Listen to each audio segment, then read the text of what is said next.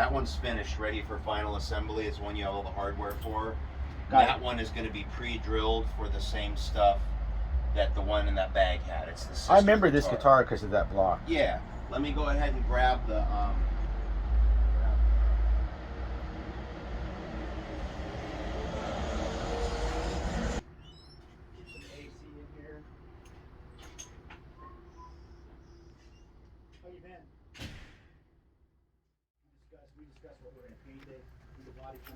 There was a match set of guitars. The fretboards are all the same. Okay. Hand inlaid. The Lakota indigenous peoples art and things from that culture. Up on the headstock here, you've got a Native American elder holding on to a circular sun piece of art, and that's been incorporated into the truss cover. So it's almost like, unless you see the little retaining screw, it just looks like it travels right through the nut and into the fretboard, which is nice. And this is one where it's just out of woodwork, it's out of inlay. Now we're looking, Rod's going to be doing a pre-build. So we're going to drill all the holes, get everything set the way he wants it. So once it's done with paint, it's gonna flow together and be smooth as silk to get it where he wants it. And you can also see there's no frets in that one. Right. And this one, this would be the sister guitar, so the feminine energy. This. See the shift it makes after you get all the paint work and the inlay, and it's clear coated. So it's fairly dramatic. Unbelievable. Awesome. And then on the back, we did Tatonka, buffalo. And I don't have a black light here at the moment to show you, but we used UV paint on this. Okay. So if I hit this with a black light, the skull of the buffalo would come out. Really? And you'd see it, like full artwork of a buffalo skull. It's completely invisible right now, but it's there. And it's fantastic if you have this on display. Oh yeah. You can have it on something that's revolving and have a trigger set to activate, if it were me, trigger it like lightning flashes. Oh yeah. So you see just like the flash of the skull come in and out at if you have it in your office or in the house in a case, display case, that's something I would probably enjoy doing. But it was a divine masculine, divine feminine Lakota artwork, which it just came out fabulous. I can't wait for everyone to see what we're going to put on the masculine side. But you can get an idea. It's just over the top. It's not even completely built. I mean, once you get all the beautiful pickups and the clear knobs and all the switching and the beautiful, beautiful man-made bridge that we got for this, it's just going to be stellar. Just unbelievable. Now, are they going to be? Are you selling them as like a pair or a set together, or? We'll sell them individually, but Okay. I'd like to see them go as a set. The kind of people that are going to spend the money for this type of guitar would not have a problem buying two. Sure. Like, why buy one when you can buy two at twice the price? Yeah, that kind of thinking. So I'm not worried about that. However, we will sell them individually if that is what somebody wants. And these will be at the NAMM show. They'll be completed prior to January for the show, but we create display guitars where some companies will maybe build one presentation guitar for NAMM. We'll build like 12. That's just kind of what we're known for, really over the top, high end, heavily inlaid, dramatic shapes, playable artwork. So this is just another kind of, you're here kind of on an in process. You're getting to see one with the paintwork done, you're getting to see one in raw woodwork, and you can see on the back, fairly straightforward. Yep. So yeah, we'll just be moving through this process and getting it completed. How long does it take for one of these to go from start to finish? I would say for a basic guitar, probably 90 to 120 days, so 3 to 4 months for basic. If you're going to have over-the-top inlay work, maybe put in another 4 weeks, depending on how over-the-top it is. If you're doing crazy airbrushing or unusual paint work, then maybe add in another 2 to 3 weeks, depending on how we work with Craig and depending on how backed up he is. with either work we have him doing currently or other work he does for himself. So it just on every time you're adding something, we'd probably readjust your time frame. The fun part is there's these progress pictures that are delivered, so you're kind of being kept in the loop on where things are, and we can get things done dramatically sooner sometimes. Sometimes there's a little bit longer, but those time frames seem to fall right in the middle of what you would expect. And then being at like the custom shop at Rod's here for final assembly, fretboards, wiring, basically making sure that a world-class guitar is what you end up in your hands when things are all said and done. So Rod's very good at that. And you told me earlier that there's a number of people involved with each one of these guitars. Yeah, I have specialists working in the company.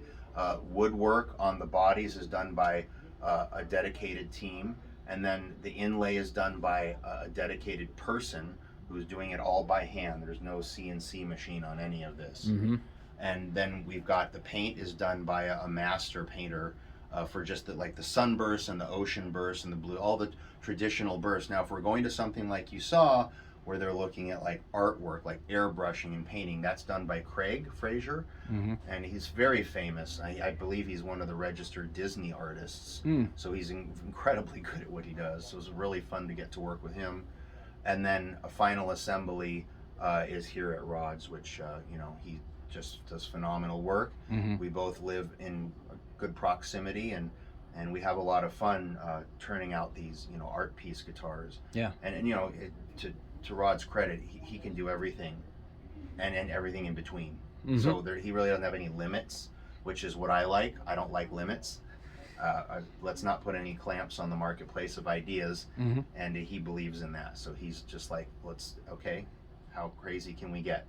So it's a lot of fun to work with somebody that has lets their spread their wings and their imagination when they want to create things. So it's a great partnership, and we have a lot of fun turning these out. It's kind of fun you happen to be here right on a drop-off day for some 2 customs that are a match set but at different stages in the setup. It's kind of fun you got to get a visual of both of them to see that transition.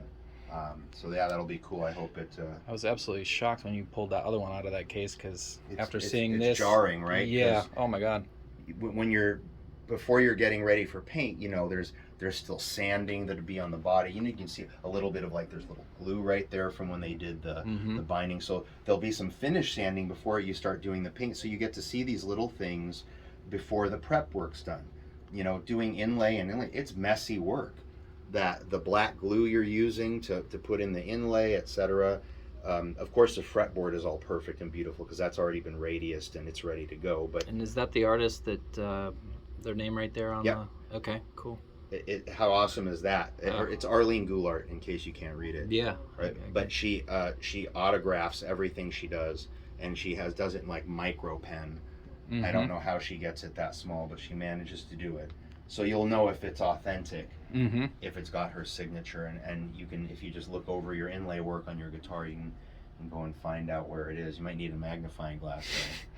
Yeah. But it's super fun. Lots of different shells, reconstituted stone, brass, silver, white mother of pearl, black mother of pearl. Looks like there's multiple pieces of turquoise here on the arrowheads, the M, some of the bead knots on the rope that are running through the dream catcher. Feathers, yeah, it's pretty neat. There's some gold, black. There's I see some green abalone. There's probably some pale abalone in here. Gold mother of pearl I see right there. White, of course, white mother of pearl there. And a lot of scribing work to bring out detail and depth. Really good at that. It's I would say there's probably, I'm trying to guess how many individual pieces went in to make this. That's a ton. Oh, it's just a lot. It's amazing. So teamwork makes the dream work. That's right. It's all done with the right way. And this one, that man-made bridge and all the extra hardware we had from those 2 heavy metal guitars. Yeah. This for this. This is the one those are going to get used. Okay, so we've got. And the reason what is this volume? And then the switch, the toggle, volume, That's tone, the toggle. and the switch. That's the toggle. Yeah. Yeah. Volume tone toggle. Yep. That's correct. Okay, So the so volume's up top, so you can access it with your pinky if you want to do roll-offs while you're playing. I'm not. This isn't exact. Yeah. I'm marking this just so I Just know. for rough, I get it. No, just so I know that this is going to get volume tone toggle. But yeah, this will be the pre-build. There's no output jack on this drill. We're gonna do that too. Yeah, you get it basically everything you want, all the holes drilled. The reason we There's did this nothing is up here. because of the thickness of the top.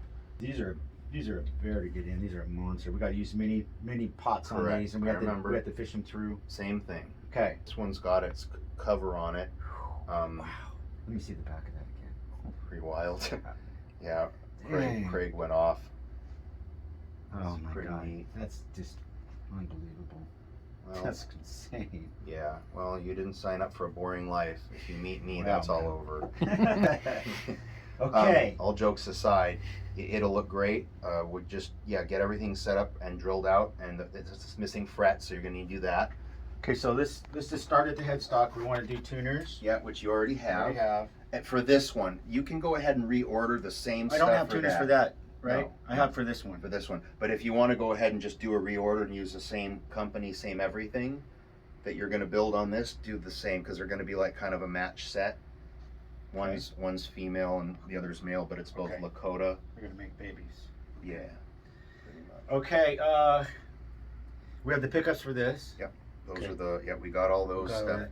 That's gonna. I gotta put the nut in on that. Want the same tuners. Not the bridge, the fret and the frets.